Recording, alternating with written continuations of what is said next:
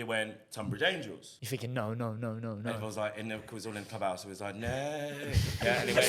Market Harborough, this team who have just signed Sandro. Yeah. What's going on over there? Yeah. I remember seeing it at Sky News, Yeah. ITV, seeing it everywhere. That overshadowed how good the football game was. Yeah. 3-3 at Reading away.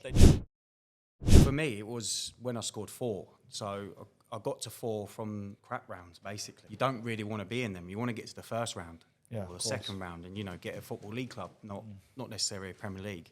And then when I got 8, it's my gaffer turned around to me and said, you could win this. So I looked it up, and the guy won it the year before me on 10. So that was my aim straight away, 10. Played for Brazil. Proper. Yeah, he played With for Brazil, Neymar. mate. With Neymar. With Neymar. He's got, With Neymar. So who's the famous number in your phone? He's like Ronaldinho. Oh, fuck off. And I'm not lying. I'm not lying. Because everyone's like, yeah, he paid him 10 grand. I offered him money. I offered him money. I'm happy to tell anyone he did not want any money. I'll stop you. Cheers. Yes, guys, welcome back to Ballers Mindset. We're finally back in a new studio, Leicester Podcast Studio, as always. New set, new production, new cameras, everything. So if you need any content doing, business or platform-wise, hit them up and get in the studio. We've got a couple of guests here today. The right-hand man, as always, Conor O'Neill, Mr. West End. We've got last season's FA Cup top goal scorer, scoring 10 goals in total with his golden ball, babysitting it right next to him, Gary Lockyer. And Mr. Harborough Town, the manager, currently coming off the back of a great year last year and 10 points so far this season in the opening 4 games, Mitch Austin. Lads, how are we? Yeah, good, thank you. You? Good. We'll start with this season so far. Mitch, like I said, 10 points in the opening 4 games. Good start. Yeah, very good. Very good. Big one coming the next fixture. Yeah. Won't say where it is because When did you kick off? 4 hours? Yeah, but we've had some tough games. Needham, we got relegated from Conference North. That was the first game of the season, so that was a bit of an unknown. Spalding, who are favourites like us, be right up there. Had a good result against a team that beat us twice last season in St Ives Saturday. So good start, but still early doors. So got to remain consistent. Next game is an away game against another good side. Is this the business? I know it's not the business end of the season, but are these the periods where if you're going to do well this year, you're going to have to get the points in early because playing Saturday, Monday for a bank holiday weekend, tough, right? Very tough. I think if you can get, I think most managers will look at try and get 4 points out of the whole weekend. We've got 3. Can we get another one? If not more, in the next fixture, we'll see. But it's not going to win or lose or define the season, the result, whether we win or we lose the next fixture. But obviously, we'd like to get the 3 points. Class. Does it mean a bit more to you? Because you was at Kettering when you was younger. Yeah. Am I right in saying you done 21s, Yep. reserves, first team? 21s, no reserves. It just had a 21s, and then I went into the first team after 2 years as assistant. Yeah. But I learned fuck all, if I'm Oh, honest. really? Yeah. So would you say there's no love lost? No, I was always, my pinnacle was always to be the Kettering manager. So through my journey as a manager, at the time I wasn't ready, and I thought what I'll do is I'll become good enough to get the job, and I got offered the job. I got offered the job twice. Yeah. Last time was just before Lavs took it. But I had such a great thing at Harborough, obviously being the chairman.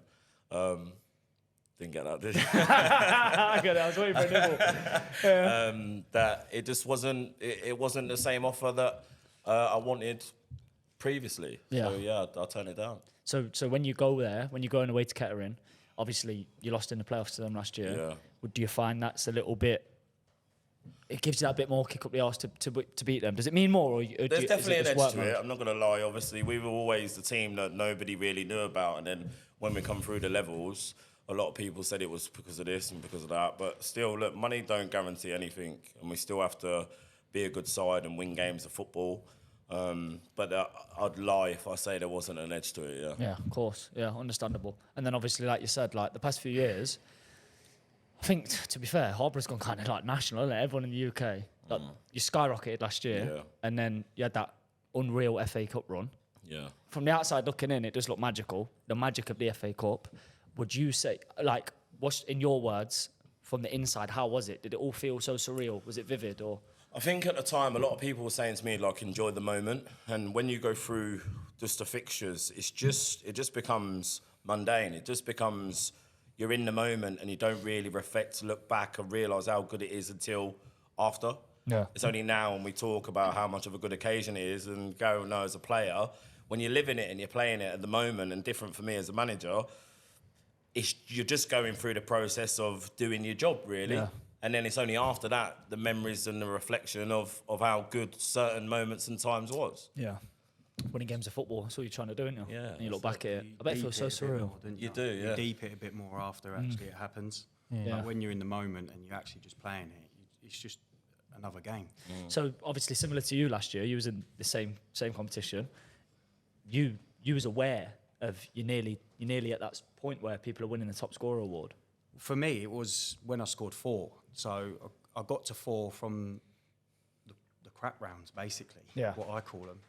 You don't really want to be in them. You want to get to the first round or the second round, and get a football league club, not necessarily a Premier League.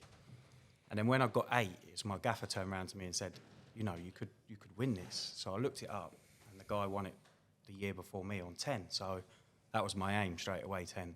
And then I got there, and I was like, no one's catching that. Did it all kind of fall into place for you? Was you like playing games? Obviously, with the FA Cup, you lose, you're out. So you playing a game thinking, I have to score 2 today, and are you getting chances where you're thinking, like, you've missed a chance maybe early on and you're thinking, fuck, was that it? Am I done? Am I not going to get it? Or do those thoughts not come into you? I think as I got older, you take the emotion out of it. Okay. So I think you get more wiser to the fact when you miss a chance, you're going to get another one. Yeah. Or you miss a pass. Okay, regroup, do it again. Mm-hmm. And that's what you just got to build yourself off. But yeah, definitely the emotion as you got older, you just take that out of it. Just take the next chance that comes. Class. Talk us through the feeling of scoring 10 goals in one season in the FA Cup, winning the Golden Ball. Obviously, your daughter's behind camera, plays for Brighton herself. For like your kids and your family looking on for that, what a feeling that must have been for you. Yeah, obviously, growing up, FA Cup's magic to anyone. And I think why it's magic is because of the lower league clubs. Someone going away to City and beating them, that's what we want to see. So when they integrated us into the non-league top goal scorer awards, then even better for me. And then when I realised that I could win it, even better. So once I got to 10, I was like, I don't think any pro is going to get to 10. So yeah, once it got to the quarters, I knew I'd won. Was you watching? Was you watching the results and keeping I got a bit of stick, to be honest, because I kept on mentioning it. We'd done a Christmas do at Winter Wonderland, and I couldn't stop mentioning it. And my mate was like, "Shut up, shut up." And I was like, "Mate, if I win it, then you're in the history books, aren't you, forever?" So, but yeah, look, no, it's a proud moment. Obviously, I had my family in the crowd as well. So. And an official quote from the Sun newspaper from yourself: "I'm a project manager, but I'm about to beat Haaland and Mo Salah to a goal scoring award." Mental. Yeah.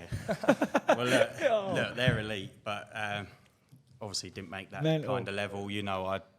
I've enjoyed my non-league career. You meet good people, you meet some crap people as well. But you play. That's what you play for. And the games that you go away and you're not expected to win, and you win and you score and stuff like that. You go at commitment side of things is probably the same for you. You miss a lot with your family. Like you said, my daughter plays for Brighton.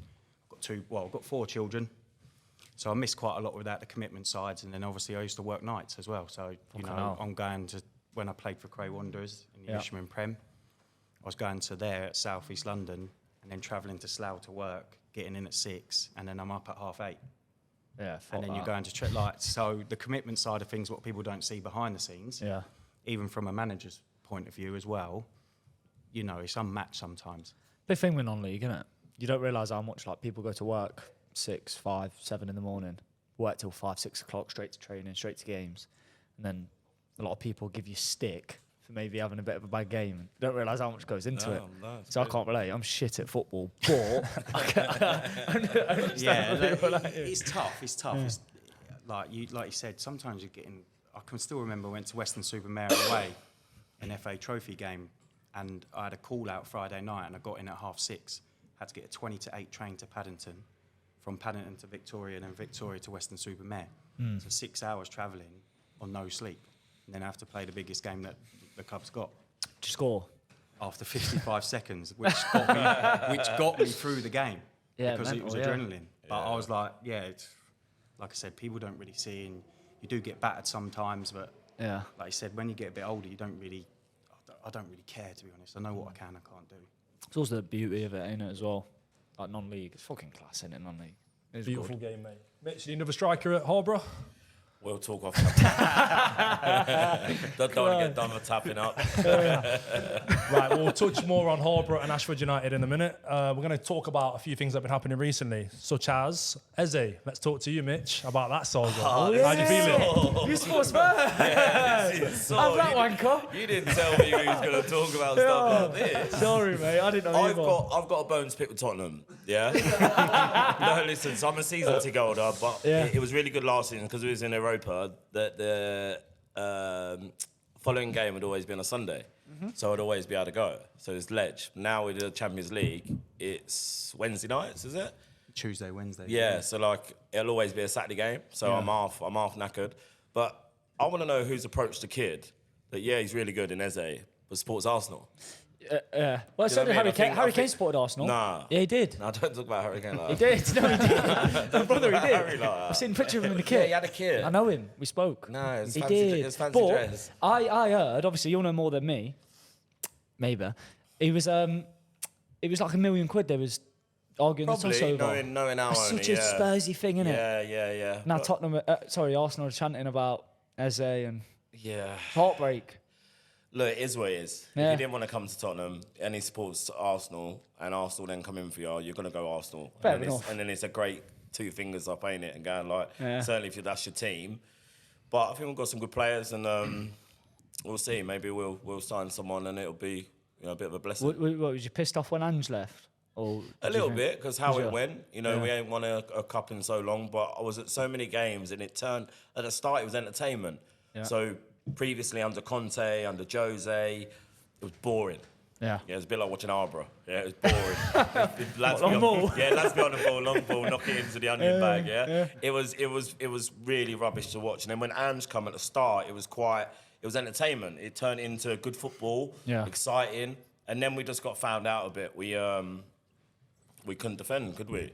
And then we win that cup and he gets a sack. I suppose it's just ruthless business. And I think Thomas Frank's a great appointment. I think he's a legend manager. Yeah, I do. You're happy with it, I huh? think when he talks, I heard Pep talk about him earlier when he was still at Brentford. Yeah. I think the way he talks and he instructs a lot. The thing that used to really, really grate me about Ange, when I used to watch the game, he didn't move. Yeah. So I see there's a couple of different aspects as management. There's your training manager, your coach more as a manager. Yeah. So he wants to do loads of stuff in the week, Yeah. prep for Saturday. But I also think there's matchday managers as well. And Okay. matchday managers are coaching you through the game. Yeah. So if you see that maybe you're set up to full press a team, for example, and you can't do it, change and adapt. Yeah. Where I think Ange was, if you full press and it didn't work, it would still go for it. Yeah. It's One a trick bit- pony kind of. I don't know. I don't know whether he was either too arrogant or he weren't as good as everyone thought he was. And both quite alarming. Do you think if he was in, you'd have won the Super Cup? No. You think we'd lost? Yeah, we'd have just got fair boxed enough. about 5-0, wouldn't we? But he'd have just gone, no, I'll do it my way, mate. Yeah, You know do it what I my mean? way. Yeah. But look, hopefully it's for the blessing. Like, football's ruthless, and to be a Tottenham manager, you've got to be proper. Yeah. And someone's thought that he weren't the one, so they've changed it. That's the reoccurring thing at Spurs, isn't it? They're just so quick to sack people. I think Frank will do all right. I think hopefully, how does he be judged now? After the first success in such a long time of a trophy, he's got some boots to fill. Even though it was a poor Premier League season, Ange did come away with a trophy. So Europa League. yeah, good luck to Thomas Frank, and let's see what happens. Come on, you Spurs. Yeah, come on. We'll go on to Alexander Isak, who's got a perspective now of a player and a manager. That whole situation is just messy. How would you feel if a player wouldn't play for you after a transfer saga, and yourself? Would that ever be damaging for your progress? Like a teammate saying, I'm not playing with you now, over a transfer to another club? I think he's gone about it the wrong way. If you want to move, and obviously, look, there's obviously promises and conversations that they've had beforehand. Obviously, we don't know the in-depth of that. But I think you act as a professional, especially at, Newcastle United, massive club. You've got to act in a way of like, Eze's done You know, obviously he knows he's getting a move. Just train and play. You know, respect your teammates, respect your management, good point. and then just get your move from there. But look, I don't know what's gone on behind it. Look, he's obviously got ambitions to go and be at a bigger club and win things. So, look, yeah, probably gone the wrong way. I think he's got to show respect to the club that took him on. And Mitch? It's totally different worlds, isn't it? You know, you talk about a lad who's probably on £100 a week, and probably the way I talk to my lads wouldn't be suffered by the lads who are on £100. I'd very much doubt that Eddie Howe or any of them players would be able to, not that I'm horrible or anything like that, but I can imagine that money and them players are quite high maintenance. So if you've got an Isak who looks at maybe a move to Liverpool, who've just won the league, and Newcastle have been predominantly struggling with signings due to their financial, you might see that the future's better for him for his career at Liverpool, like we all would. Yeah. So you've got to put yourself in his shoes a little bit, but from a manager's point of view, I think it'd be really hard to answer because it is totally different stratospheres, ain't it? So hard because how much do we actually know as well? Like, Yeah. How much? Like we probably only know like surface level. What we need to hear. I think if a player wants to move, but you're getting offered good dough, like the club's getting offered 120 million for the geezer, just sell him. He wants to go, just sell him. You've got time to reinvest. I know you disagree. You're a Newcastle fan, aren't you? But you. Yeah. So my point being is though, the club's getting offered good dough, and I think that's fair money as well. So the fact that if he's saying he's refusing to train, well, then he's a bit of a tosser, isn't he? Because, like you said, you're getting paid big dough. Do your job. Just honour it, yeah. Yeah, just honour the you contract. like a kid. But on the flip side of that, you will know as a player, like, there must be a time in your career where you've probably gone into a football club, it's not worked out, and I don't know, maybe the manager's promised you something and it hasn't worked, and you've been not used and abused, probably the wrong word, but it wasn't what. You know, he was selfish for his own decisions. For example, maybe it hasn't happened to you, but the way I see it is ships in the night, right? And you will know that. Once you leave a club, you think you've got friends in football, or you've got to look after yourself is the point I'm getting at. Certainly as a player and as a manager, you know, if you get offered a better club, you've got to go. Yeah. If it's a better club and it's for the reasons that you want, personal reasons, you've got to go. And he's seeing it for himself. So on the flip side, Isak has got to look after himself. Yeah. It's a short career as well, isn't it? Absolutely, You know, absolutely. And I think, like you said, there's times that I've gone in at a club and I know that I'm not fitted. Yeah. So I will walk away from that and then I'll just go to a club where I think you base it on managers as well.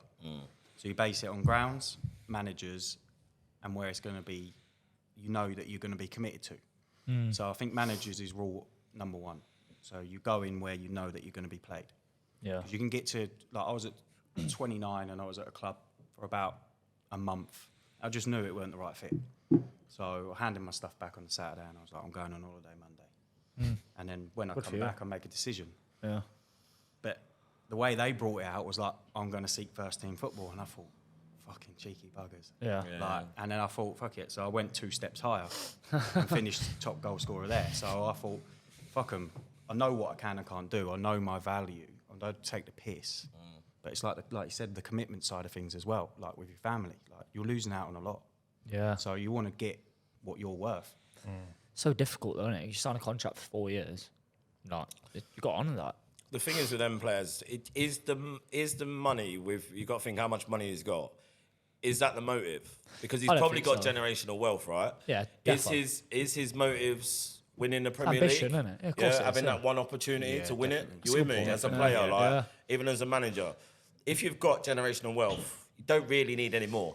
Hey, I'll chuck a spanner. Yeah. I'll chuck a spanner in that. I read, and could be wrong, that if he had handed in a transfer request, because he's not done that, he's not handed in a transfer request, because if he does, then a big lump of money that he's entitled to gets slashed. Whereas if he's just, I could be so wrong, but I'm sure it's if he handed in a transfer request, then the club have an obligation to sell him. But because he's not handed in a transfer request, because if they do sell him without that, he gets a lump of dough. You understand what I'm saying? Yeah. So I don't know. Maybe he contradicts himself a bit. Fuck knows. I don't know. But you go back to Interesting Harry one. Kane. That's Yeah. another one of the best strikers in the world. But I feel like he's left because he feels like he has to go and win something. Yeah. Yeah, I agree. Whereas I don't think he wanted to go. no, because I think he Yeah. wants that record. Yeah. as He don't well. have to So do go, I. And I does think he? he will come back. Yeah, doesn't need the money, Yeah. Yeah, so like England you say, top goal scorer, but he just wants to win something. It's a difficult mind frame to put yourself in, isn't it? Like when money isn't a factor, isn't a motive, and what else like fuels your fire? Like you said, as a footballer, that probably is the only thing, especially things if that are not monetary no more. Exactly, There'll be things that you can't buy. Yeah. You can't buy a Premier League winners' medal, can you? Champions League and stuff. Yeah, you've got to be in a team that's proper. Mental, and Liverpool innit? are the team at the minute, isn't they? And they look like the team this year again. Do you think? Yeah, Do you think they'll win it? Man City been found out. Look at us. Yeah, I know. They always struggle against you, though, didn't they? Yeah, Especially we at are home. like the bogey team. But like to second game of the season. Yeah, you think they'd be flying? City, Yeah, you think like? Yeah, I had a bet on Man City to win. Killed me. How'd that go? Yeah, I know. So you was with me. You was with me. Weren't worth the odds. Early payout for me, 2-0. Oh yeah. Spurs. Fucking hell, you know back more. Spurs, You know yeah. more than Of me. course I did, bro. Yeah, nice. My family's Spurs fans, so Nice. you know what I mean. Who just scored? Are you gonna sign him? I'm Forest. No, to be fair, Someone's going. Should no, have to number be 9. fair, Forest are ledge. What? Innit? Mate. Forest is such a shit Nah, club. them teams, They innit? are, Fuck mate. off. One of them They're teams. ledge. Fuck off. Won the Champions League when You it was can't shit. talk football and not say that Forest No, ain't good. but yeah, but Elanga, all them rapid lads up front. bro, I heard the chairman's got Morgan Gibbs White's nudes. That's why he's not left. Don't quote me. You know what I mean? Chris Wood's a goat. Chris Wood's a Bangers. legend. He's a goat, isn't he? Legend. But Dying also, art, mate, no Forest doubt. are just, I drove past the Forest ground yesterday. It's just a shithole. Fuck Forest fans. Fuck Forest fans. I don't like Forest. Put respect on our Leicester name, and mate. I. No, well done, innit? You won the Champions League when no one cared. Class. Back to commitment in football. Obviously, you're saying like to find a place to call home. You've been Harborough for a few years now, right? 5 years, yeah. 5 years. see you. And for yourself at Ashford United, currently a goal off breaking the club's record goal scoring numbers. How do you feel? Do you feel like more at home there compared to all the other clubs? I'm guessing so. Yeah, so when they reformed in 2010, that's when my debut was for them at 17. Then obviously I pulled myself away from that because I wanted to play football. I've always been one to know when the time's right to leave somewhere. I've got it wrong sometimes as well, but I think, you know, I left there because they were getting money into the club. So being young, you're the first out the door. So I dropped a few levels, and then from there it was the best decision I made because then I just gradually moved up. Then I played for a team called Kennerton FC.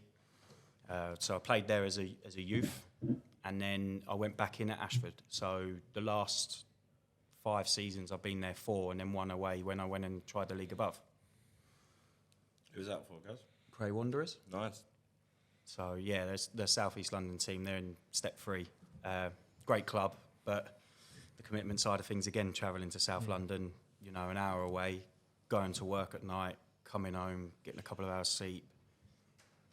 Side of football you don't see. Yeah, I was just run ragged.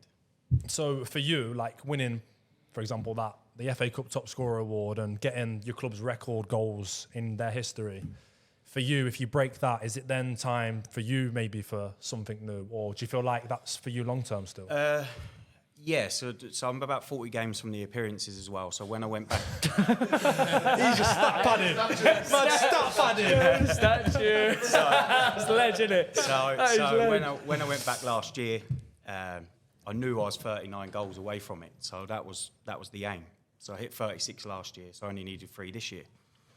And then I didn't really realise about the appearances one until someone brought it to my attention. So, yeah, look, I'd like to get them. I'd never say never about a new opportunity because you never know what's around the corner in non-league. Because non-league is a bit fickle sometimes, a bit political. So, you know, let's break them and then we'll see where we're at. But Class. Getting that award, you know, it just shows my kids as well, even at such an age, there's stuff that can still happen. Still stat padding, get all the records. Mate, as a player, do you know, like when the Premier, like for example, if someone's a couple of goals off this or appearances off that, do you think they know before? Yeah, of course. What if it's like a random one though, and it's like, oh, you're this many minutes off this, or I don't know. Do you know what I mean? You know, of course you do.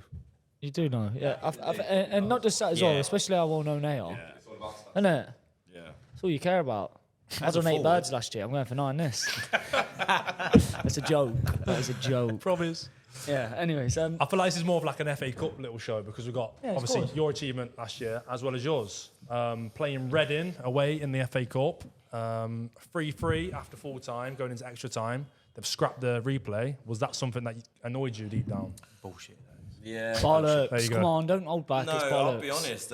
I didn't think about it. Yeah. You know, beforehand, if you're going, as long as we don't get tanked 10-0, it's a success. You with me? Definitely. Yeah, it's a success. That's cool. I swear that was the mindset, and then the replay was scrapped. Yeah. Did I ever think that we'd get a replay or That's a we'd good point. draw in 90 minutes? No. So I can't then bitch about it when we drew 3-3. Not fair. It's been and gone. Did you set up to not get spanked 10-0? Like, did you Yeah. change the Yeah, way of you course we put? did. Yeah. Was you like, fuck it, let's No, shit what house happened this? was, because we knew they was going through a bit of financial trouble, I went and watched them in the week, Yeah. and they was trying to do, I think they had like a Tuesday fixture and a Thursday fixture, and then they had the FA Cup. So we didn't know whether they was going to play the 23s. So I went and watched the 23s. Yeah. The 23s played Burnley. So I drove all the way down there and watched them. I came away and I was like, I'll battle them. Really? Yeah. What, the 23s? Yeah, I'll battle the 23s. Yeah. We'll just play long ball. Yeah. Yeah, we'll just set up for Big Riley throw-ins. up top. And we'll play in for corners. Yeah. Yeah, and they won't be able to deal with it physically. They won't be able to deal with it. Non-league them.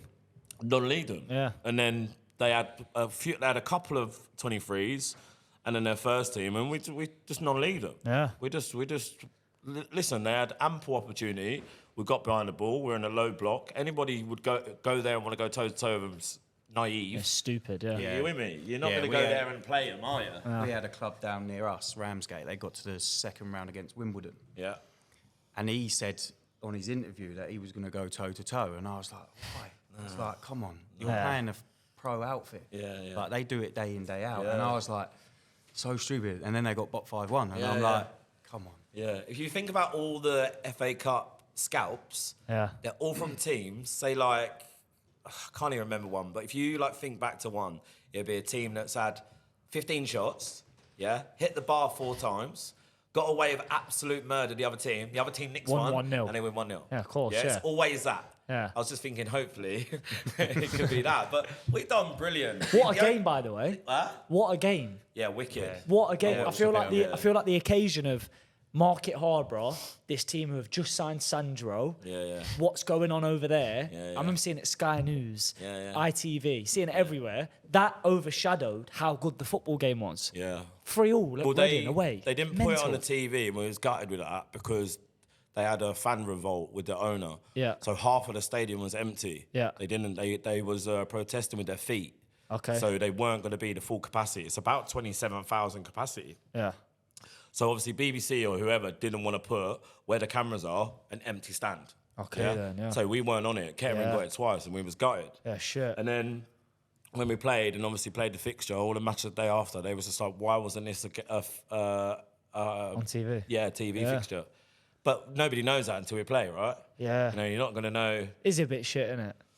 It is, but it's great memories all the same. Don't change nothing for you, though, does it? No. Like, you were there, the lads were there, the game Yeah. happened, the experience happened, whether it was recorded or... I mean, I watched it on a... The I best watched it one on a was stream. the best one weren't even Reading for me through that journey. Which one was it? It was Tunbridge away. Away. So we had Tunbridge, who were flying at the time. Yeah. They were league above, and Yeah. they were unbeaten at home. Yeah, and Yeah. we drew them away. So, and the last 6 teams was Tunbridge, Harborough, Peterborough United. Who was the other one? Like Lincoln City, and 2 other big teams. I'm like, I'll take Peterborough. Yeah. That'll be I'll dine out on that. Yeah. First round of the FA Cup. That'll be me. Like, Yeah. I'll put that Cheers. in. Yeah. Yeah. Thank you. Put that in your fag and yeah, smoke and it went Tunbridge Angels. You're thinking, no. And it was like, it was all in the clubhouse. It was like, no. Yeah, and it went Harborough Town. And I just thought, Oh, That's from my way, yeah. Tunbridge. Yeah, I just Yeah, thought. good And then side. when I looked into them, about it was Jay Saunders, Jay gaffer, wasn't Saunders, it? yeah. And then it was good man. unbeaten at home, league above. Is that We're where fucked. Like, Riley scored there, didn't he? Am I right in saying that? nah, Ben Stevens. It was Paul Malone with the nod. Yeah. Ben Stevens too. Did Riley get a good assist or something? Riley scored he got a brilliant. He got a good assist, Two didn't brilliant he? assists. Yeah, ragdolled That's the what I centre remember, half. yeah. And he was like player of the match or whatever on That's what I match of the remember. day. But that was the best one because that we should have never beat him. So that one there, you've won, and it's like a big shock. Whereas Reading, well, you expected to Yeah. lose, so Yeah, yeah. whatever. Let's enjoy the Don't get me occasion. wrong. The late goal from Kai Tong saying they'll live in the memory forever. Scenes. Yeah, like the fans, how many we had there, and then I believe that we got this Spanish link through that fixture because the guy was at that game. How did that come about? I think through How that. did that Sorry come if about? if I've not. Just basically. We've never spoke about So this. they're the biggest Spanish like sports media company on YouTube in Spain with the highest amount of subscribers in the whole of Spain in all aspects of the internet. Yeah, so it could be politics, could be let's say their ITV, whatever. They got 500,000 subscribers. They followed Wickham. Yeah, so what they did is they follow and interview all the Spanish Premier League football players. Yeah, so interviews them. And then they wanted an English Spanish team, if that makes sense, like a fan base. Yeah. And it was Wickham. Then all the subscribers were like, we want to buy a football club. So he's like, somehow found us, maybe through the FA Cup journey, I don't know. And he's approached to buy us. I wonder if that's something to do with Sandro. I wonder if that. It's Sandro we need to talk about as well, because everyone thinks like Sandro's like. I remember. Do you know what's funny? Yeah, I remember obviously. My Saturday team played yours in the cup, in the county cup, yeah? And I remember it was like a rumour at the time, and we sat down for a beer after the game and we was chatting, and you've shown me the message of him saying he'll sign, and obviously you'll get into all the details, I won't get into them, but like it's meant, even then, you've shown me, he says he's there. I thought that's not happening. No, of course it's not. No. Like, can we get into that a bit? Because I think that's fucking mad. So you never hear of that. So he's actually signed for Tunbridge. So our midfielder, and we didn't have loads of midfielders, centre midfielders, Conor Kennedy was banned for the Tunbridge game. Yeah. So I was in, I think it was like AZ Alkmaar in the week. And in my little hospitality bit of Tottenham, Sandro is one of the hosts. He's a host. Okay, nice. So he's come round, he's chatting away. He sat down at the table, and I just said, how old are you? And he went, 35. And he's fit as a fiddle, yeah. He's just looks, yeah. He looks like a goat. Do you know what I mean? And I've gone, no, you can play for me. I just banter him. Yeah. And he went, all right. And I'm not lying. Yeah, I'm not lying. Because everyone's like, yeah, he paid him 10 grand. I offered him money. I'm happy to tell anyone he did not want any money. I remember you messaged him saying, let me know, I'll look after you. And he was like, I don't want to play for money. No. I remember seeing the message. You got a thing, and then. Was trying to get him signed for the Tunbridge. The registration didn't go through. Yeah. So we thought, anyway, we're going to lose at Tunbridge because of what the game is. Yeah, away, blah, blah, like we spoke about earlier. And then won that, and then he's messaged me straight after.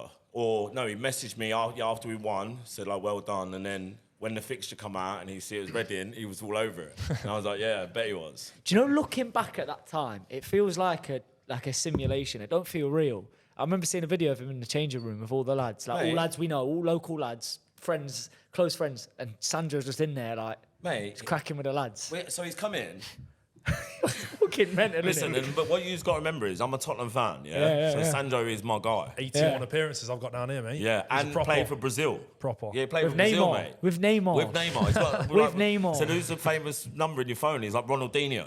Oh, fuck off. I'll collect his football cards. Should have signed him. Yeah, so then should have signed him. I said, listen, if you're going to play Reading, I need you to train. Yeah. Yeah. Ballsy, like, I don't know what, but I had to. I was like, you've got to train. He went, all right, I'll train twice. And he's a scout for Brighton now, and he was just getting interviewed at the time. And he went, I can't make it up. Anyway, he ended up getting up to training.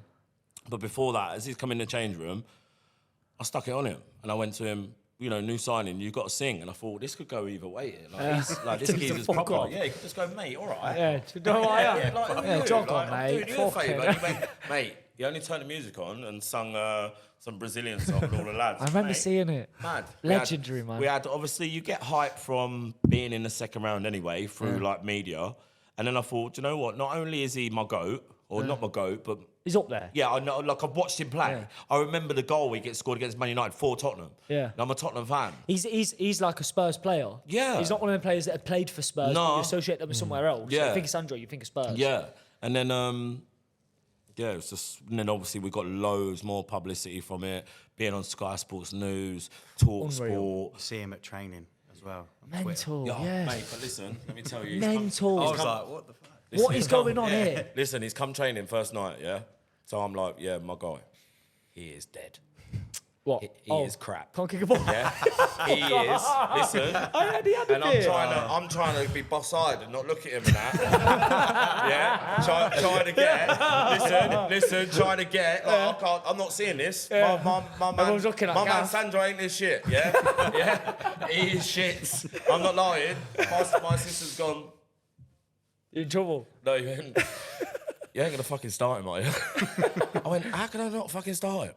I said, anyway, you got to come on the Thursday, yeah? And he weren't much better on the Thursday either, to be fair. And I had to pull him on my life, yeah? And I asked my assistant Staffy, we're in the physio's room, we're doing a bit of tactics, and he went, you're going to have to pull him. I went, fucking hell, I'm going to have to pull him. I pulled him, I went, are you all right? And he looks at me and he was like, yeah? Well, I said, just look a little bit stiff.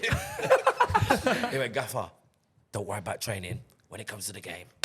Is that what he said? Yeah, and I remember we'd done a little bit of analysis, and he was on a roller. Yeah, and all the lads are sitting on the chairs. He's on a roller, and he's gone, Gaffer.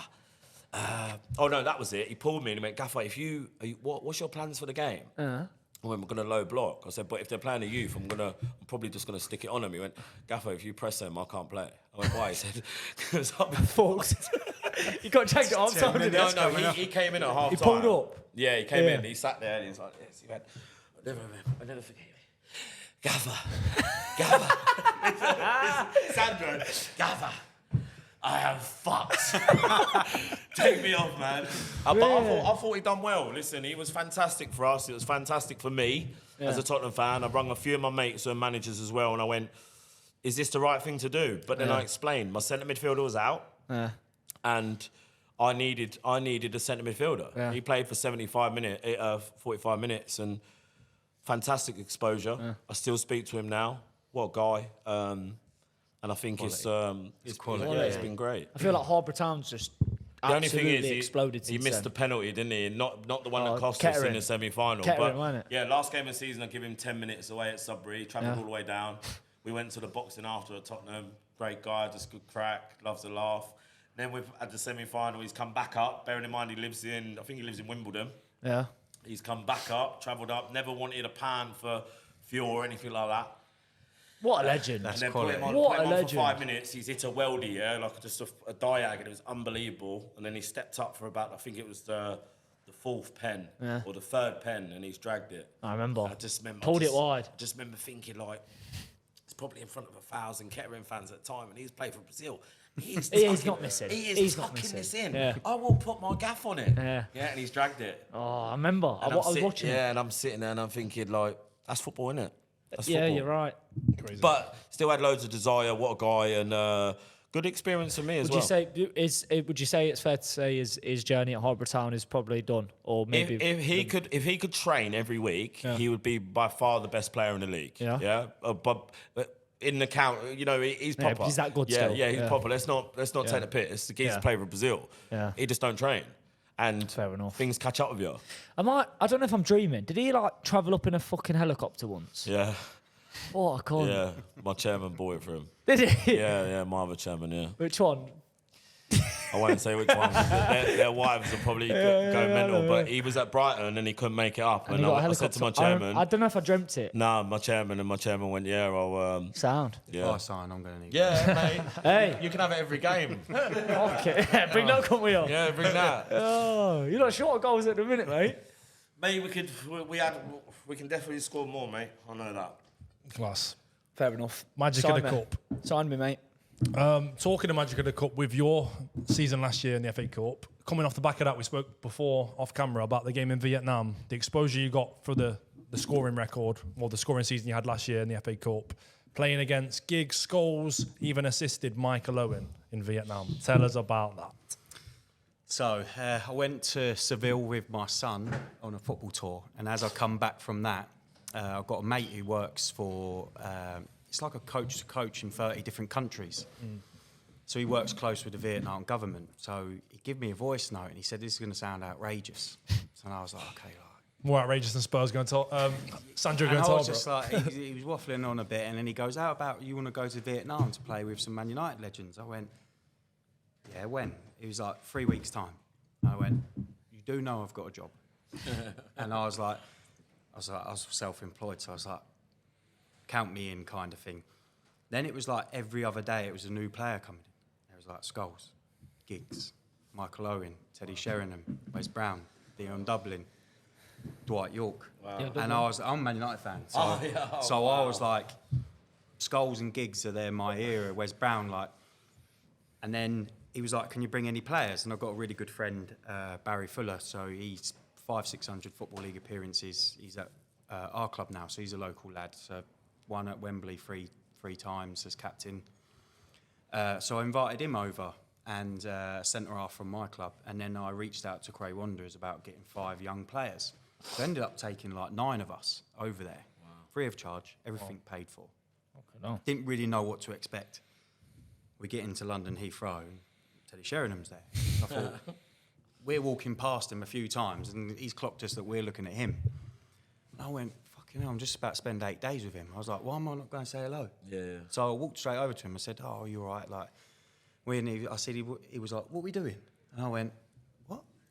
He was like, I'm just here to play golf. And I went, oh, quality. He went, is it 6-a-side or 11-a-side? I went, I think it's 11-a-side. He went, fucking hell.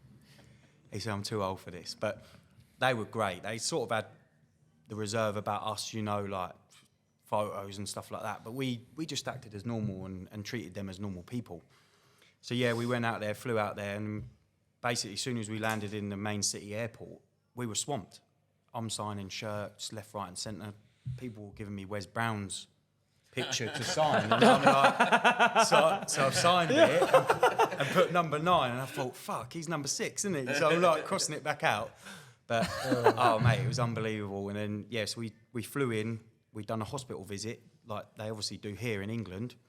So we're burning, there's cameras in you, like, treated like professionals, like people that are very important. I'm like, just lapping it up, thinking, just milk it kind of thing. And then, so we done that. We come back to the main airport. We flew into Den Haag, lovely beach resort. So then we played the first game on the Friday. I think it was about 17,000 people. He went, right, you'll play right wing. And I went, right wing? I said, I'm a 9. And then, but after 5 minutes, Dwight's gone, fucking stay up there. And I'm like, okay, yeah, all right, I will. And they set Owen up the first game, scored, and then set up one of the young lads I brought over. So we won 4-1 the first game. And then we flew to Hanoi, the capital. And on the Monday, we played another game in front of 15,000 people again. And we lost that 3-2, but they had a couple of Vietnam internationals. They're quite good. So they were playing like Man United pre-season when they go on tour kind of thing. But, yeah, look, experience being a United fan was amazing. I couldn't have asked for more, to be honest. Class. Assisted Michael Owen, that's crazy, isn't it? Yeah, that is good going. Ballon d'Or winner. Ballon d'Or winner. There was one morning, we were up to 4:30, and I'm drinking wine with him talking about goals. Like the Argentina goal, the goal for United when he scored against City. We were in 5-4, and I'm like, and he's just talking, and you're just listening, and I'm like, I'm pissed as well. And that's fucking mad, isn't it? That's mad. But yeah, they were good. They were good lads. Legend, like obviously, I met Dion at the FA Cup final and done an interview with him for Football Focus. So I sort of knew of him anyway. And my sister-in-law is really good friends with his son, so we sort of knew of each other and we was bouncing off each other. So, and then Wes was unreal as well. They're just like your mates, and I think if you treat them like normal people instead of, oh, can we have? I was like, I just went to him. I said, look, a couple of lads have got signed shirts. When's the best time to do it and take a photo, etc. He said, look, do it before the first game. I said, that's fine, and then that's it. Class. Played golf with them, and it was unbelievable. Vietnam as well, but they're crazy in there. Yeah. Oh. Bet a few of them were good at golf. Teddy was, until you heard on the last. And he hit one and it went left. He went, oh, shit. Mental. The like foreign fans are just crazy. Like you've got like we touched on a minute ago, the Spanish support through that page. And then you done pre-season in Madrid, right? Yeah. Is that coming off the back of that? Is that why you went? My story ain't as good as that one. Fucking good though. But yeah, we've turned up in Madrid, so that was all paid for by that company. Oh, was it? Yeah. I thought you funded it. No. Sorry, mate. And went to Madrid airport. There's like 50 fans in there with Harborough shirts. Flags. Yeah, we're like class. Feeling as close to professional as you can get. Just set up training for us, hotel, meals at a certain time, breakfast at a certain time, swimming pool, training sessions. Had a game against Charlies because ours is all recorded and live streamed. Yeah. That's how I think that's how they get a bit of a return. Yeah. And then had a day's rest where we went to like football museum in Madrid, and then the day after played Alcacon. Yeah, I remember you could bet on that, and I thought it was a joke. I'm seeing people post saying you can bet on it. 33-1 at one point. Yeah, I remember. Yeah. And I thought, yeah, put 20 quid on that. yeah, Thinking it's a joke. yeah. And I'm seeing on Twitter that night, people winning 700 quid. It off, yeah. Pissed me off because I'd put 20 quid on you. But I looked at that and I thought, not that I bet, but I looked at that and I thought, if I put £10 on that, that's £10 lost. Yeah. Yeah, naturally, because they was going, I said, what's the equivalent, the level equivalent? They were like League One. They weren't a League One team. Yeah, I've heard through Demps that the way they move the ball was mental. Yeah, so They we had just zip obviously the advantage we was 3 weeks into pre-season. That was their first game. Yeah. So physically, we was 3 weeks ahead of them. Yeah, So I used that to our strength. We was never going to out-football them. Spanish style, play out from the back, rotations, keep possession. Yeah, no matter what team, there'll be no team that pumps it long. Yeah. So we just got behind the ball. We locked on, and we just looked after it when we got it. Non-league them. What? Non-league them. No, we didn't really non-league them. We Englished them. Yeah. At half time, we weren't physical at all. We was just really competitive. And at half time, one of their owners was like calling me saying in Spanish, like he was definitely slagging me off. Yeah. And I've gone in at half time, and like the English, Spanish guy who looks after us from the media team was like, they're saying they're gonna stop this game if you carry on being physical. What? And I was like, stop the game. Yeah. I was like, because you can't ask me to come here and play someone, and then because it ain't going their way, because they thought they was going to bop the head off us, now they're getting frustrated. Yeah. And I would say if we was a bit naughty, I'd say, do you know what? I told the lads, stick Took it the on piss them. a bit. But it weren't that. Yeah. It weren't. They was just really frustrated that we was competitive. And then we go and beat them 1-0, and it was, good. Good night out. I didn't go out. No, I did go out, actually, yeah. I was about to say, you boring bastard. Yeah, I did go out, Which game was you more, which game was you more unconvinced you'd win? Reading or the Spanish game? I don't really go into it thinking that we're going to win or lose. I just try and work out how to be as competitive as possible and then have a bit of luck on your side. That's a good way of looking at it. I don't really get pressure. I don't get pressured. Yeah. I used to be like, if I lost a game, it would be the end of the world. Yeah. Massively. And like I said earlier about the out thing and an age thing. Yeah. You just tend to see it for what it is. Like, football is meant to be your release. I say to my players all the time, enjoy this, because this needs to be your release from your life. Yeah. And life's hard. The problems what you have is when you can't pay your bills, or one of your relatives are not well, or, you know what I mean, your kid's a little prick. You know what I mean? You're like, do you know what I mean? Your kid's naughty at school when you've got to go and like, Johnny's fucking misbehaving. They're the problems in life, not winning or losing a football Good game. way of looking at it. I try to say to them all the time, and I suppose as I got older, I probably got a little bit mellow. Yeah. Yeah. What was that? Yeah. That's what Baroni's deep. Is he all right? Listen, I thought I'm about 26 hours in it. Like. Yeah, fair No, play. I'm good. That was just an agreeing. Yeah. Right, let's break up a little bit, play a little mini game. So we normally do host versus guest. His theme is I'm not going to bring him in this one. Nah, he's all right. We're gonna do the two guests today, right? We've got two non-league legends. never lost, here by in a the minute. way. Yeah, we've got lost. a Spurs fan and a United fan. So we're gonna do. There's 8 players on this list.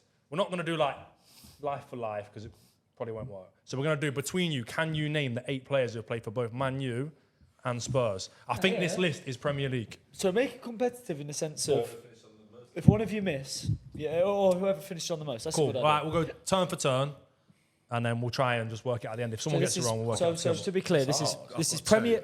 This is I Premier ain't got League one. era of players that have played for both Spurs and Man I've U. got one. I've got 2. Are you sure that's right? Do you know I what? bet it's the same 2. I used to support Man U when I was like a little kid just because of Ronaldo. Yeah, hate them now, whatever. They're crap. And Spurs, my family support them. My brother, my family in London. So I probably could have, no joke, I could have probably got 4 of these. And for you two being Man U and Spurs fans, I reckon you could get at least 6. I've got 3. I think there's 5 where you'd be like, oh fuck yeah. There's one where it's like, I've got 1. Another one. Yeah, let them try. Yeah. Sorry, let's get going. All right, so I think we have a gentleman's game of rock, paper, scissors on shoot. Winner goes first. No, go on. He's got that trophy. He can go. What a gen. I ain't got no trophies like What a gen. Let's go. Hey, you want step 5? Carrick. Michael Carrick, midfielder. Spurs, then to Man United, right? Yeah. Class. Mitch? Fraser Campbell. Oh, that's a good one. I'd have saved that if I was you, but yeah. Fraser Campbell on the list. 6 more. Berbatov. Bastard. Dimitar Berbatov. I've got one more. Berbatov's there, yeah. What a player, by the way. Baller, best touch in football. How long do I get? Yeah, take your time. We'll cut it all out. Yeah, we'll edit the break. Countdown? We'll edit the break. We'll go to a short advert. An ad. Sponsored by. And there was 8, yeah? Shout out to Eureba. There was 8. One more. Yeah, there's 8. You've named 3. There's a few. Can you give me a position? Nah, fuck that. We're You've too had early for Berbatov, that. you've had Campbell and Carrick. Yeah, but he's saying, So, can we give him... Listen, I'll tell you this. As a There's mixture. 2 defenders, 2 midfielders, 4 attackers. So make it that as you will. 4 attackers? 4 attackers, You've mate. said 2 of them. You've named 2 of them, so there's 2 more.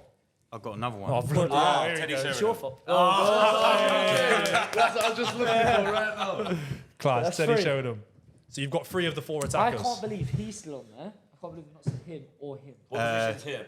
There's 2 different. There's 2 different. 2 recent ones, and then the other 2 are probably... I've got a recent one. Regulon. Yes. Whose go is it? Yes, let's go. Yeah, regular. Yeah, well done. Sergio Reguilon. That's a class. good one. I'll tell you what, that's difficult. Didn't he go Man U on loan? Yes. That's a good And one. it was recent. Yeah. Ball Just knowledge, trying, mate. just trying to think of Class. So different positions. there's 2 more. There's another more, reason. three more. Hey, sorry, there's 3 more. There's 1 that's still playing football, as far as I'm aware, and there's 2 that I don't think are. Yeah. Come on, Is it like Mitchell. obvious name? 2 of them are, yeah. 2 of them, you'll be like, what the fuck? That one, I have no idea who he is. Him Oh, wow. and him. Yeah. Him, wow. But then the top one, There's definitely one in them. I don't like being this side of the quiz. I never lost, you know. Yeah, but you know the answers now. That's Yeah, why but it's- now I do. But I've. Have you got any Bro, more? do you know how many times we've done this quiz? What positions did you say? I'll tell you what. One there of was each in now. total. Okay, never mind. There's one Sorry. of each. There was 2 defenders, 2 midfielders, 4 forwards. We've got 3 forwards, 1 midfielder, 1 defender. So there's a defender and a forward left. and a Oh, and a midfielder. midfielder. One of each. One of each. 1 defender, 1 midfield, 1 forward. No goalies. Yeah. One of them still playing football. What position is the one that's still playing football? Oh, fucking Where's he Sanchez. You run the Yeah. show. Yeah, where's he at? Fucking hell. Either you want to win or... Should I tell you his first name as well? And So last. at the minute, you've got 2 and you've got 2. No. Oh, I've got 3. He's got You've got 3, you've got 2. Whose Whose go go is is it? it? Your go. Mine, yeah. Right, Mitch, let's let him go. Mitch. Let's let him go. Mitch. Oh, no. I was just about to say Luka Modric, but he never played for you. No, never United. That's a clip. That's bad, that is. Bad ball knowledge. Tap in here then, Gary. Hey, get off your phone, lad. Do you on his phone? No, he's not. I can't believe you've not said him. Yeah. That one's mental. Oh, I've got it. I've got it. Mate, it's so obvious. mate, can I just play go? my game. Mate, let me Well, you have just- lost here's now, your so go. yeah. No, because I fucking hit the post, didn't I? I hit the You post have at it. Modric. I didn't. You know, you pulled it Yeah, wide. Eriksen. You pulled it wide. Christian Eriksen. Eriksen. Hold on. So there's 2 left. One's a defender, one's an One sec, attacker. let me just Google this one. The attacker's gettable. I'd say is not a household name, but it I Played wouldn't for say another, household. he played for Household another name's a Premier big League team statement. as well. Yeah, he had a big. striker. He had a big move. He had a big move. So he's United, Tottenham, and someone else. Before United. Yeah, it would have been. Yeah. Oh yeah, it was. Was it right. Fulham? Should we say the club? Oh, no, it won't Everton. No, I've Lewis got it. I've Beaumont. got it. No, not Beaumont. No, don't. The other one. No, don't. No, I know it. You're gonna be gutted. Not Let li- him not go. in- Let him go. Let him go. No, Let him no, go. no, Let him go. mate, Let him Stop go. coaching. Yeah, you'll be gutted at this one. Saha. Yes. Lewis So there's one left. Striker. There's one left. He's a defender. Defender. I've got no idea who Defender. he is. Let me type him on Wiki. Yeah, have a look. Yeah, you got to give me a clue. We'll give you a clue. A clue's fair. year? And if you Like, get it, it's a draw. Yeah, there's a clue. Yeah. Wankers. We'll give you 3 clues. Play for Spurs, Man U, and he's a defender. Any other team? We'll have a look. He played for. I'll tell you. How about this? He made 2 appearances for Man U. Oh, fuck now. He made 2 appearances for Man U. He made 7 appearances for Tottenham. Oh, it's good then. He also played for Palace. He retired. In 2023 or 2024. He made a few appearances for England under 16s, 17s, 19s. Played Swindon, Stockport, Welling, United, not Welling, Borough, Macclesfield, Ipswich. I think the bulk of his If career you is get like this, lower league. if you get this, I give you 500 quid. How about Welling United is by me. that? You. It's your goal. I want him to win. I don't get emotional about winning and losing. If you get him, there's no Win way tomorrow. you get him. I'll be honest. You've drawn the straw. heard of him, though, You know what you should have done? You should have rock paper scissors. You'd have went first. Listen, I love a challenge, okay? All right, good lad. All right, now he's saying it's 500 quid, but I do need one more clue. I'll give you one more clue. So I want to ask you a couple of questions. Okay. Now, Yeah? how many's a couple or So one? he's English. He's an English lad. He's an yeah? English lad, which I've already give you. What position in the back line did he play? Left back. Can you say what roughly year?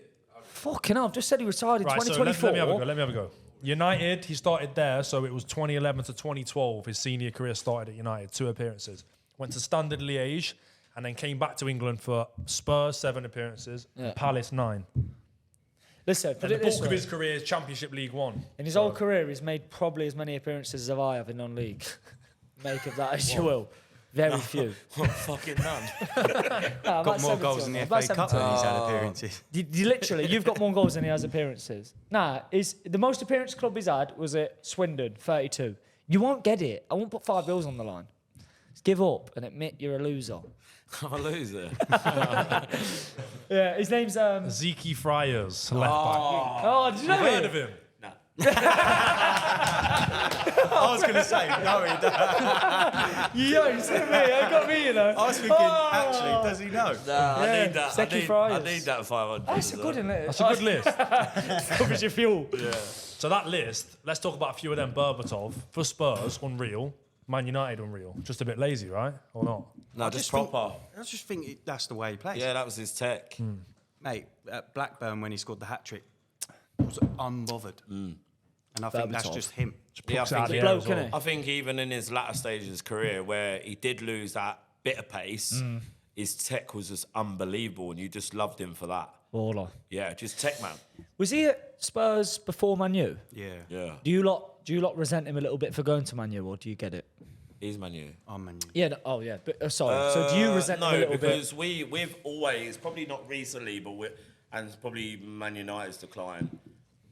Man United were always a bigger club. So Yeah. if you was at Spurs and you got the opportunity to play for Man United, All the best. at that time, they were the biggest club in the world. Still are, but that was the Man wouldn't go City. there of now. No, that's the Man City of now, ain't it?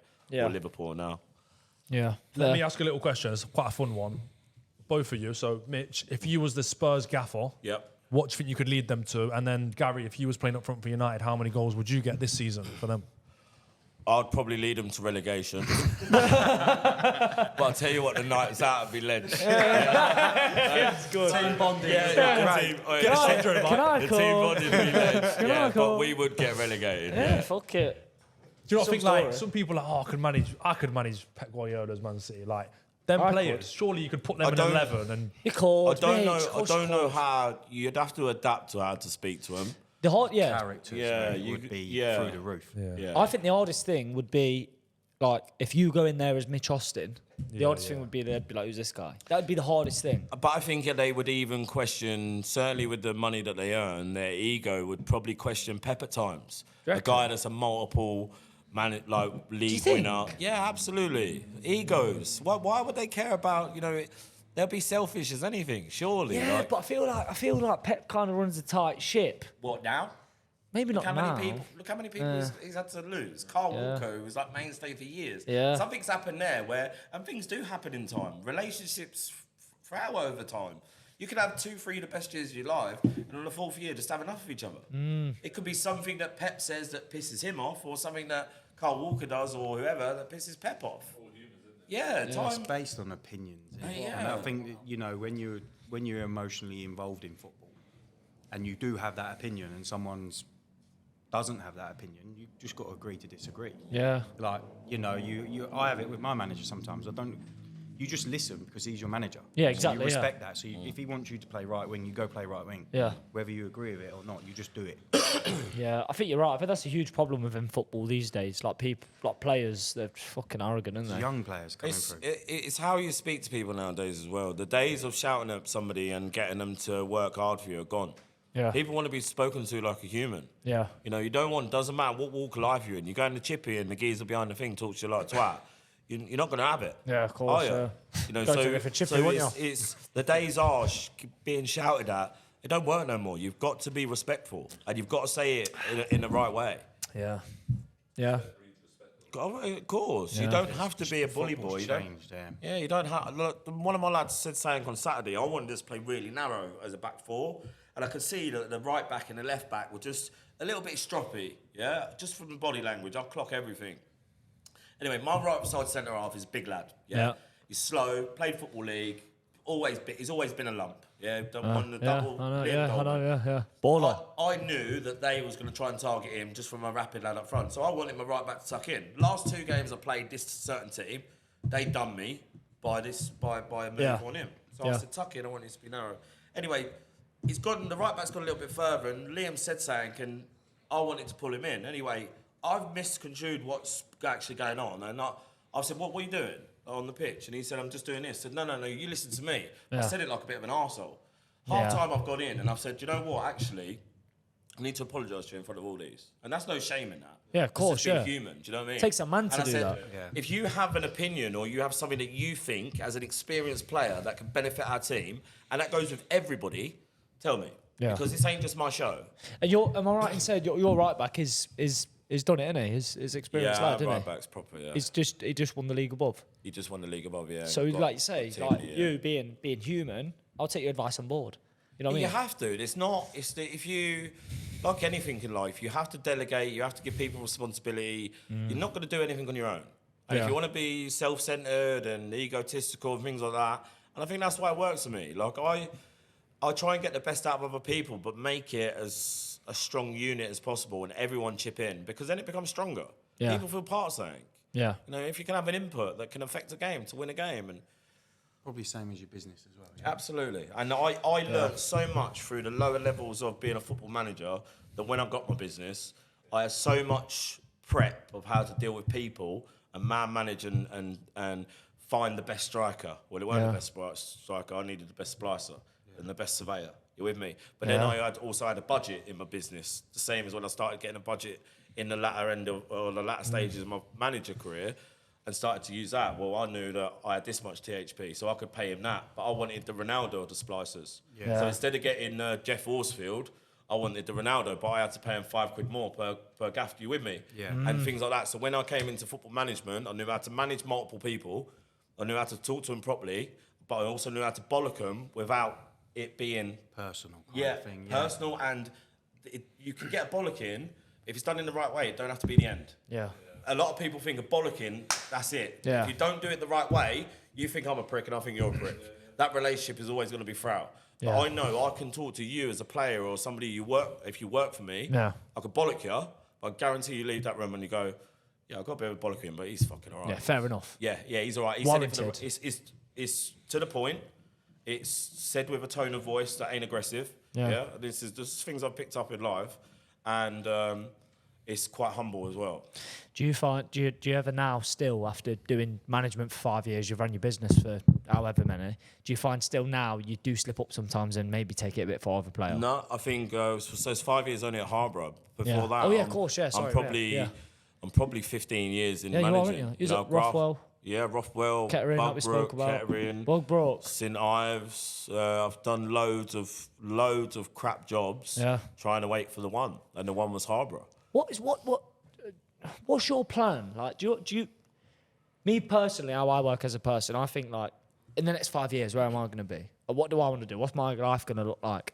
As a player, as a manager, do you do the same? Do you think in 5 years I'm going to be with Harborough, National League, pushing for the league? And as a player, do you think, obviously you're at a different end of your career, are you thinking, well, maybe in 5 years I'll be transitioning to management, maybe I'll be into coaching? I do a bit of coaching with kids. I run like a district side, a boys district side, which my daughter plays for. I do enjoy it.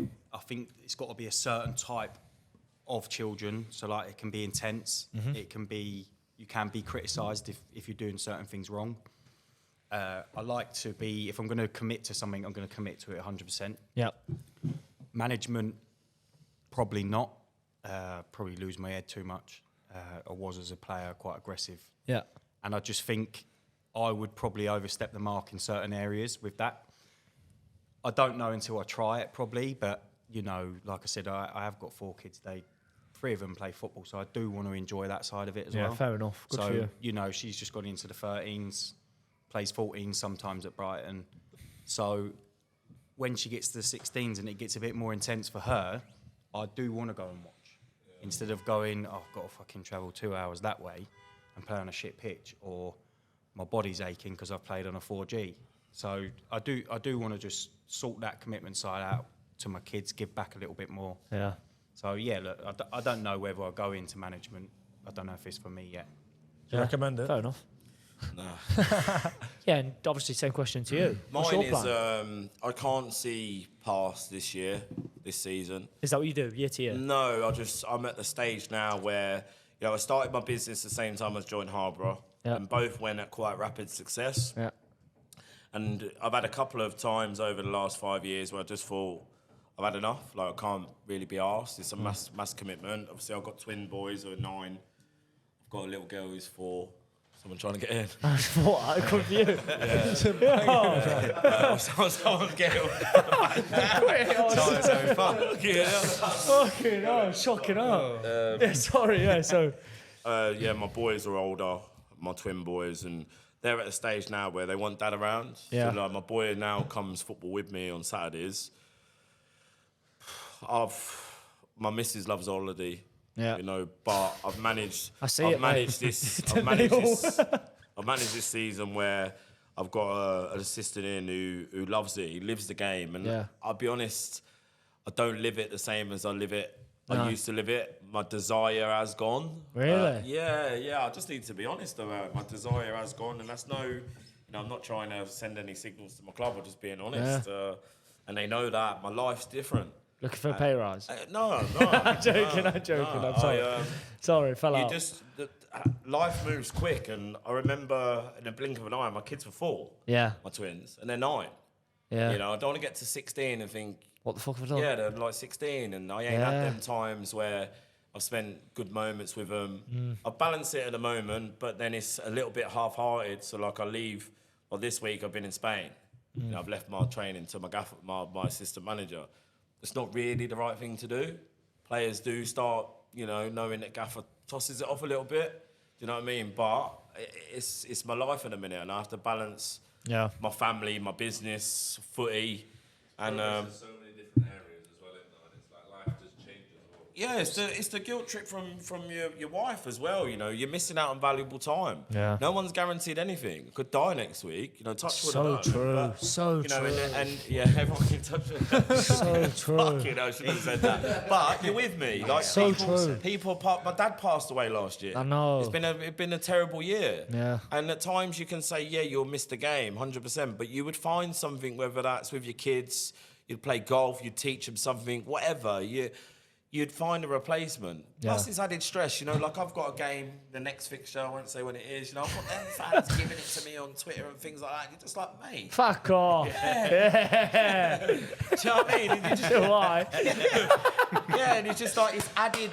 You're a fucking legend. Work pressure's enough. Oh, Family I get pressure. it. Do you know what I mean? Yeah. And I'm not trying to make up no sob story or anything like that, but I'll take this year.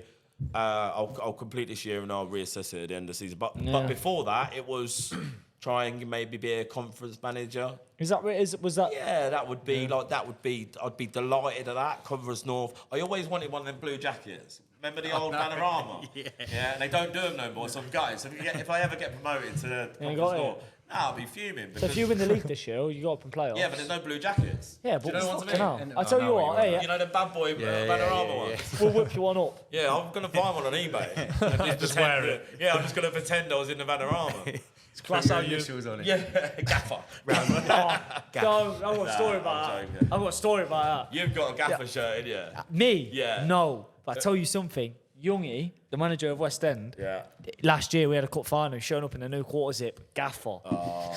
Yeah, bad. How bad's that? How bad's that? That's bad. So what are you doing? No wonder you folded, Youngie. That's the real No wonder reason. that was the last game. No wonder we folded. Gaffer. Yeah. Criminal. Fine. If there was fines, that would be a big one. That would be a big one. But yeah, it's interesting, isn't it? How you both, obviously...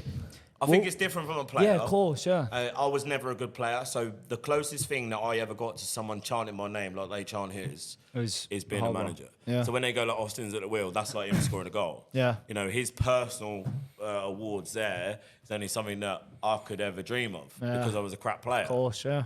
But he was such a good player, he don't have to go find the want in football as a manager. Yeah. You with me? That's where I needed that want because I was crap. Filled the void, innit? Yeah. Was you always a dead good player? I started quite late at football, so about 10 I started, and then had a season. I was a bit like Bambi on ice, to be honest. My dad used to be like, you better give up. But the following year, I managed to get into the county squad. Okay. So he was like, okay, like you should probably take it a bit serious. And then I just went up sort of through my grassroots clubs. And then at 16, I signed a 2-year contract at Step 4.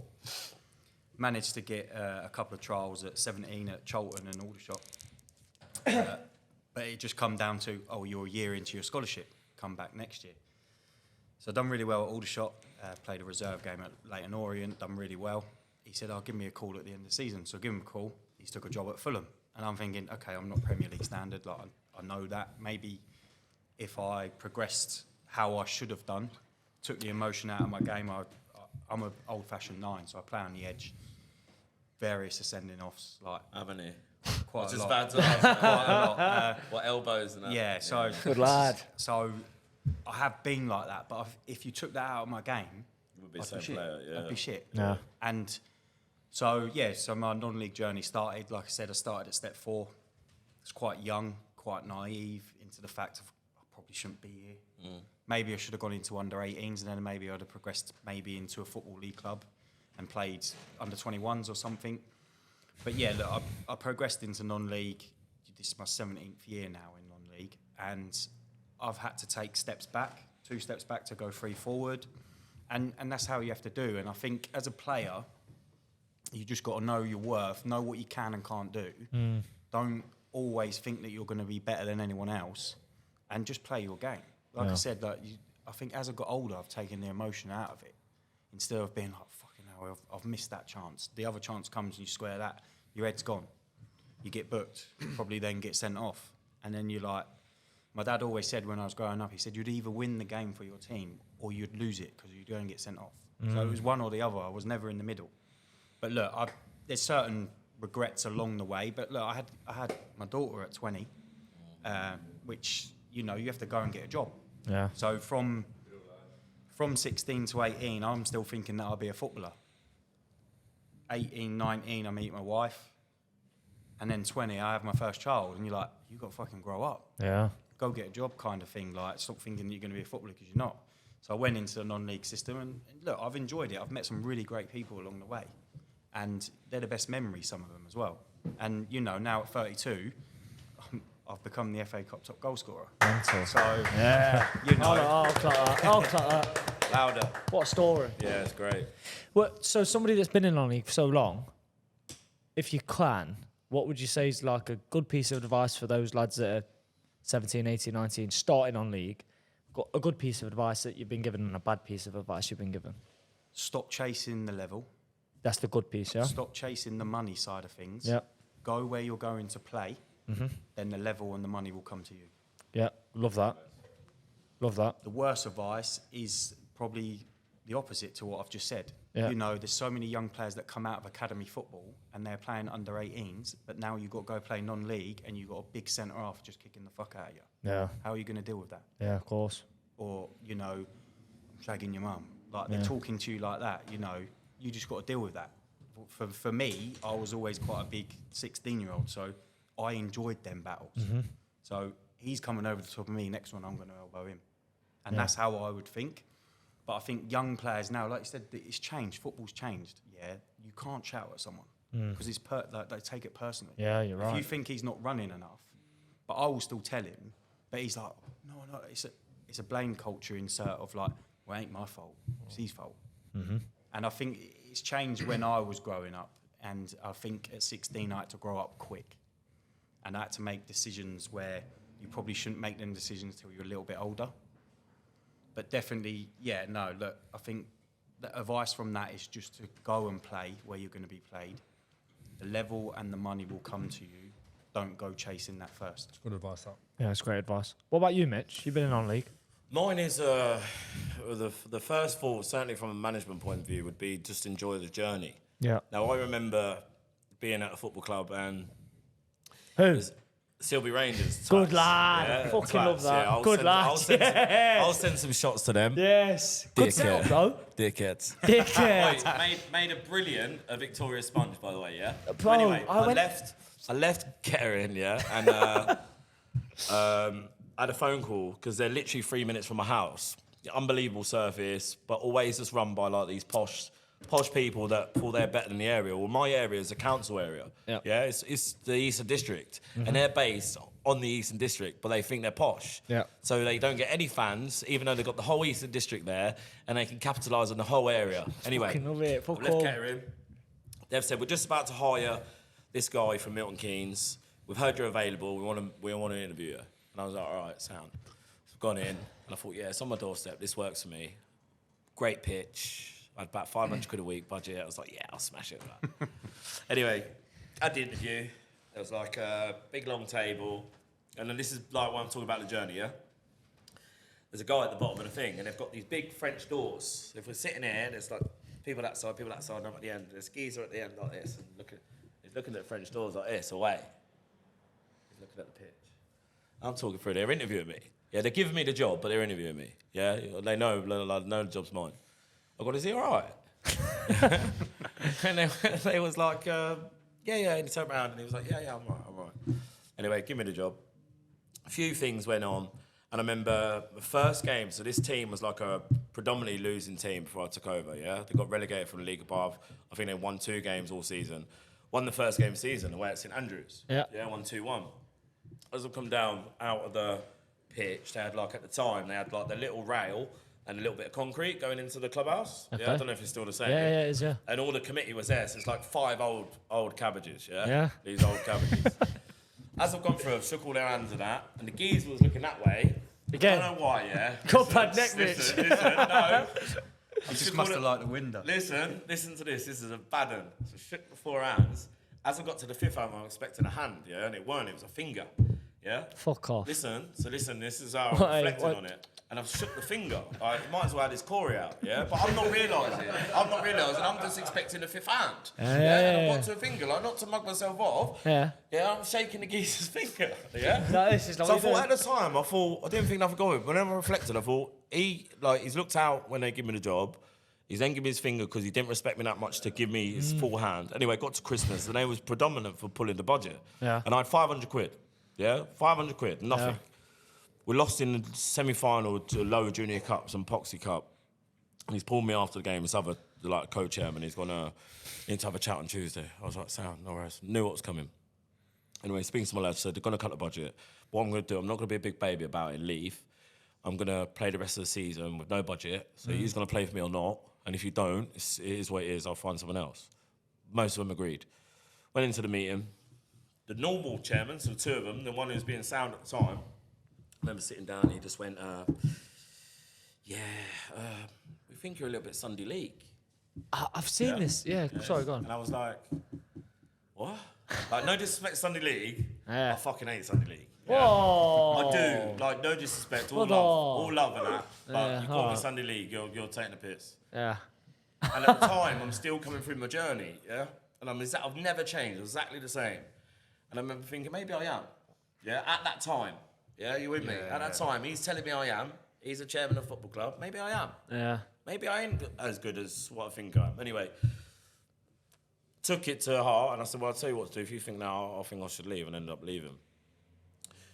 After that, got a move with a team, Rothwell Corinthians, bottom of the Prem, never ever done well. Done really well with them, and then got the move to Harborough. Okay. Silby, I surpassed Silby by 3 leagues. Silby were 3 leagues below me. And that guy, the same guy was there who said I was Sunday League. And I remember I went back, and the guy who gave me his finger and was looking out the window could not wait to talk to me. Yeah. And what I'm trying to get at is the journey at that time. If I would have crumbled and not had a little bit of self-belief, because I did doubt it at the time. I did think, who am I? What am I involved into? Like, who? It's only as Who you are get you? to, Who am I? It's Yeah. only as you get to here, and maybe the ages that we're at, and you start going, actually, like, this is who I am now. But at 25, certainly as a young manager coming through, who are you? So enjoy the journey, have a lot of self-belief, because no one's going to do it for you. Yeah. Be your best, be your own PA, back yourself. Anyone doubts you, use it as fuel to wake up. I have to wake up every day, and if someone says I can't do it, yeah, I will 100%. I will 100% hammer you. Yeah. If I just go through life coasting, and everyone goes, fucking his ledge, I'll take my foot off the gas. Yeah, I'll take my foot. I don't know why. I'll just have that. I have that trigger. If you doubt me, it's on. Yeah. Yes, You prove them wrong. Yeah. Hey, Mitch, not Mitch. even like. Remember Anstey Nomads? Yeah. Oh, Anstey Nomads. Yeah, sausages. Fuck off. Sausages. How about that? How about that? No. 10 more years, 10 more years. But I remember everyone going, because obviously we got the points deduction when we was flying at the top of the league. remember, 6 and points. Anstey was sick. They were really good. So it's like, oh, you got Anstey in the final. They scored in every game at home, and we was playing them away. Yeah, and they never lost a game at home. And everyone was like, you're gonna get bad. They're gonna beat it. I remember. And I was like, okay, everyone thinks I'm gonna lose. And I went there and beat them 2-0. First game they didn't score in, and the first loss they had, and it was a playoff final. They beat me first game of the season, opening game of that season. 4-0 or something. 3-0 at theirs, and the end of the season, I beat them in the playoff final 2-0. I remember. And I remember the first game again. Woo! Yeah, just sausage. I don't think you understand how frustrating that is. I don't know So why they do it. annoying. Like they just call it on themselves. If you just like be confident in what you're about and you win games, people go, do you know what? They're all right. Yeah, fair enough. Yeah, they're good. But that silly geezer who goes, woo, who's not even a player, it's just some coach, and I think he's a groundsman or something. Like that puts bad credit on their name. It does. It makes people want to hate them. Yeah. But anyway. So that's your good advice. Be yourself, back yourself. Bad advice would definitely play for don't chase the money, chase the playing time. Yeah. The exposure. Similar to. Yeah, I think it's a simple So game. important, isn't it? So Very. important, especially non-league. I think for the young, I don't know, from 16 to 20, you still got ambitions to go as high as possible. At 32, sometimes I wanted to go into the nationals. So like, I've done really well in step 3, and then I think I can go national. Some of them are full time, and then I actually deep it a little bit, and I go, I can't do that because I've got kids, I've got a job, and so you sort of regret that side of things. But now I'm settled and doing what I'm doing, and just continue enjoying it. Like you said, enjoy the journey. Do you agree about that journey? Was you doubted at all? Was there any times as a player that you ever thought? Yeah, like I said, I dropped a level for a team that I thought was going to be ambitious at step 5. Got in there, and I just knew from pre-season it weren't the right club, and then I knew he was going to bring in another forward. So like 3 games I've played 8 minutes, and I'm like, I'm 29. I was like, I'm not sitting here about. So I brought my own clothes on the Saturday, changed into them after the game, give it back, and said, look, mate, I'm off. So I booked a holiday on that Sunday. I went away on Monday, and then I went 2 steps above. Who was that step 5 to? Faversham. So Purple team. They were Like purple White, badge. they're white. Oh, okay. Oh, close. right, yeah. So and I was just like, how can I do this? I'm on holiday. I've obviously put it out there that I've left. Cray have come back in for me, so I've gone back to Cray, so 2 levels above, and become their top goal scorer after missing the first 2 months and not having much football. So mad. I was just like, fuck it. Like I've always said, I know my worth. I know what I can and can't do. I know the level that I could probably go to. Like, I'm not stupid in the fact that I'm not a football league player. I know the levels. I know what I'm capable of. So it's just about, like you said, enjoying the journey. Yeah, of course. Class. Great. Well, Well, what a lads. nice little humble fucking ending to that. Isn't Class. it? Enjoy the journey. Enjoy the journey. Enjoy the journey. Woo! You only get one journey though, didn't you? Yeah, exactly. You only get to live it once. Lads, amazing conversation. Enjoyed having you on. We're going to finish just quickly, with this season then. You said 5 years may be too far to look into. This season, what's the goals for Harborough? Same with you, Gary. 36 goals last year. How many are you getting this year? For me, we've got to be not arrogant in saying this or be afraid to say it, but Fucking hell. How many beers has he had? Speaking of which, that one. Fucking check VAR on that one. Shouldn't be ashamed to say it. Ambition is a great thing without being deluded. I think we've got to look at promotion. Yeah. Whether that, we're favourites in the bookies, but it's a long season and nothing's a given. We've got to work extremely hard. We've got to have a bit of luck on the way. But why not have a bit of a dream? I always wanted to be in this position where I've been underdog for every season that I've had, apart from this one. Yeah. Now I'm classed as a favourite. Well, how do you do it? You just take the pressure away from outside noise you ignore. You carry on doing all the good things that you've done anyway that's got you in this position. And it's quite a simple formula. yeah, good for you. Pass. Gary? Yeah, I think for me is obviously breaking the record. So it was 3, and then obviously getting to 100 goals, which would be 17. But look, the 40 mark would be good. I don't like to put too much pressure on that because if you say it and you don't do it, for me, being that committed player and not reaching that, I'd be annoyed with myself. But I think it'd be more of a team ambition. Ashford had new owners about 18 months ago, brought a lot to the club, done the club up. It's a big club, and we should be pushing for that. We've had a pretty poor start, and I think it's a long season, and like you said, you set out to be ambitious every year. Yeah. Like you don't go into a football club and think, okay, we're finished playoffs. No, you want to go for the title no matter what. So that would be a team ambition before anything, and then obviously getting the personal awards that I've set out to get. Class. Lovely. Hope you both get it, lads. Wicked. Top man. Maybe we'll come back here and when he's done his appearances. Great idea. Great idea. You both bring a trophy when you both win the league. Yeah. Got a few more of these. I'll bring my county cup medal. I'll get the trainer. Good idea. Yeah, we'll have a beer after. Class. Well, 2 amazing guests, guys. We're fully back. A bit rusty. Connor's, I don't know. You pissed No, off? I'm all right. Fucking hell. Sobered up. Don't touch me, lads. No, I'm all right. No, on a serious note, it's good to be back in Leicester Podcast Studio, back with Connor beside me. It felt right to come back with 2 really good guests. We'll have them on again, I'm sure, in the future. Shout out sponsors, Nubria, Leicester Podcast Studio, and Fibre Group. Hey. If you want. Woo! Hey, Subscribe, 10 grand for the year. Subscribe, like, and share. Check out all the socials. I'll put it all in the description below. Thanks for watching. It's going to be weekly. Hopefully every Tuesday coming out, filmed on Sundays. So, yeah, thank you and see you in a bit. All the best then. Bye.